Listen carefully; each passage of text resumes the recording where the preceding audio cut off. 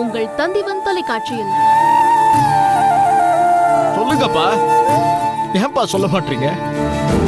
ஏங்க நம்ம போயிடலாங்க. ஏங்க அவர் கெஞ்சுறீங்க? என்னாலதான் உங்களுக்கு இந்த அவமானமே. வாங்க நம்ம திரும்பி நம்ம வீட்டுக்கே போயிடலாங்க.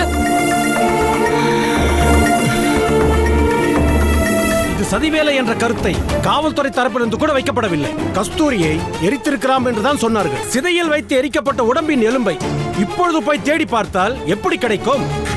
எனது கட்சிக்காரரான முத்துலட்சுமி இந்த கொலையை செய்தார் என்பது ஆதாரமில்லாத குற்றச்சாட்டு. ஆகவே இதன் அடிப்படையில் எனது கட்சிக்காரரை விடுதலை செய்யுமாறு பணிவன்புடன் கேட்டுக்கொள்கிறேன். பரபரப்பான திருப்பங்களுடன் தாமரை திங்கள் பிற்பகல் 1 மணிக்கு. Catch us on TV, Thandivan app, thandivan.com and YouTube.